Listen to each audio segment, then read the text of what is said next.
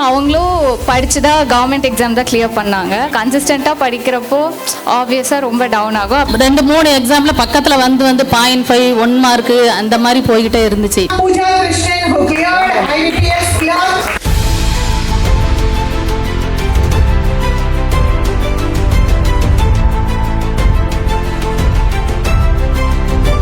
First of all happy women's டே.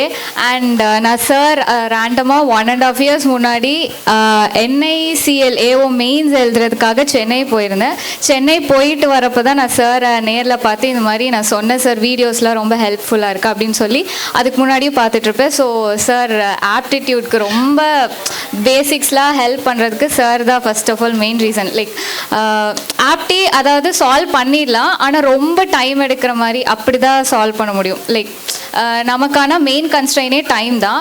அந்த time சீக்கிரமாக solve பண்ணுறதுக்கு லைக் ஷார்ட்கட்ஸ் எல்லாமே சாரோடது பார்த்து தான். லைக் அந்த வேதிக் மேக்ஸ் ரிலேட்டடான இதெல்லாம் ரொம்ப பேசிக்ஸ்லாம் நான் ஃபஸ்ட்டே சாரோட தான் பார்த்துருப்பேன். ஸோ ஆப்டிக்கு ஃபுல் அண்ட் ஃபுல் நான் தமிழில் நான் வேறு சேனலே பார்த்தது கிடையாது, கணேஷ் சார் இது மட்டும் தான். நம்ம மெயின்ஸ் ரிலேட்டடாக கொஞ்சம் ஸ்டாண்டர்டாக சில வீடியோஸ் லைக் வொக்காப்லாம் மேம் எனக்கு வந்து பர்சனலாக ஸ்டாண்டர்டாக இருக்க மாதிரி ஃபீல் ஆச்சு. ஸோ லைக் ஓவரால் எனக்கு செக்ஷனல் ஆப்டி அது எல்லாமே கிளியர் பண்ணதே அந்த வீடியோ இதனால தான். அண்ட் எனக்கு என்னென்னா லைக் நிறைய டைம் ஆனால் டவுன் ஆகும் ரொம்ப, ஏன்னா கன்சிஸ்டண்ட்டாக படிக்கிறப்போ ஆப்வியஸாக ரொம்ப டவுன் ஆகும். அப்படி ஆகிறப்பெல்லாம் ஆனால் வந்து மெயின் திங் வந்து எனக்கு இன்ஸ்பிரேஷனே அம்மா தான். ஏன்னா அவங்களும் படித்து தான் கவர்மெண்ட் எக்ஸாம் தான் கிளியர் பண்ணாங்க. ஸோ ஃபஸ்ட்டு அம்மாவும் வந்துட்டு ஏன்னா 40+ இயர்ஸ்க்கு அப்புறம் எக்ஸாம் படித்து கிளியர் பண்ணுறதுலாம் வந்து அவ்வளோ ஈஸிலாம் கிடையாது.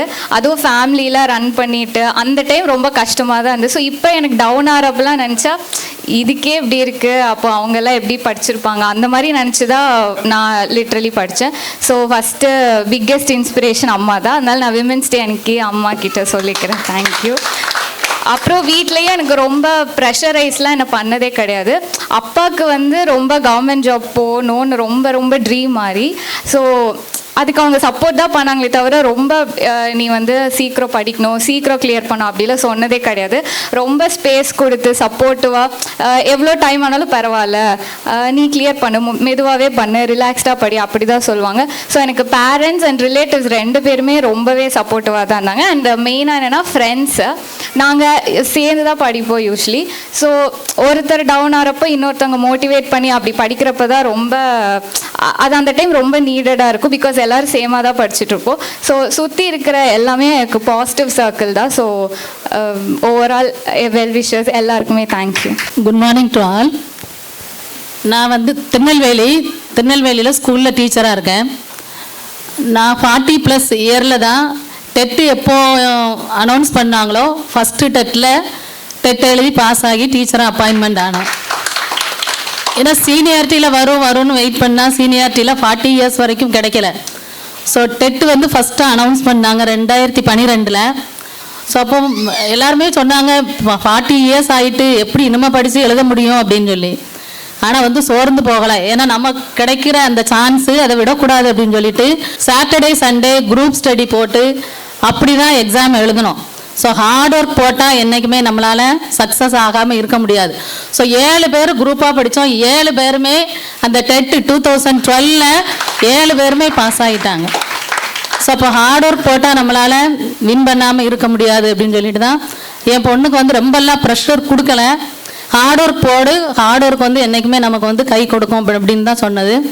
ஸோ அவ்வளோ ஹார்ட் ஒர்க் போட்டால் ஆனால் 2-3 எக்ஸாமில் பக்கத்தில் வந்து 0.5 1 மார்க்கு அந்த மாதிரி போய்கிட்டே இருந்துச்சு. பிஓவில் தான் இப்போ லாஸ்ட் மந்த்து 1 மார்க்கால் தான் போச்சு.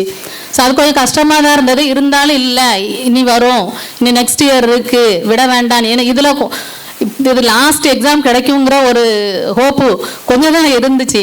ஸோ இருந்தாலும் பரவாயில்ல, நெக்ஸ்ட் இயர் எக்ஸாமுக்கு நம்ம அட்டம் பண்ணி பாஸ் ஆகிடலாம் அப்படின்னு தான் இருந்தோம். காட்ஸ் கிரேஸ் இதில் கிடச்சிட்டு. ஸோ இதுக்கு வந்து இந்த இன்ஸ்டியூஷனுக்கு தான் நன்றி சொல்லணும். ஏன்னா ஆப்டிடியூடில் தான் அவளுக்கு வந்து அந்த டைமிங்கில் தான் போய்கிட்டே இருந்துச்சு. ஸோ அந்த டைம் கீப் அப் பண்ணது இவங்களால தான். ஸோ நான் இப்போ தான் டைரெக்டாக பார்க்கேன், இவ்வளோ யங்ஸ்டர்ஸாக இருக்கிறதுனால தான் இவங்க எல்லாரையும் மோட்டிவேட் பண்ணி கொண்டு வர முடிஞ்சது. ஸோ இவங்கள மாதிரி இருக்கிற நிறைய ஸ்டூடெண்ட்ஸை நீங்கள் இன்னும் கொண்டு வரணும்னு கேட்டுக்கிறேன். Thank you very much.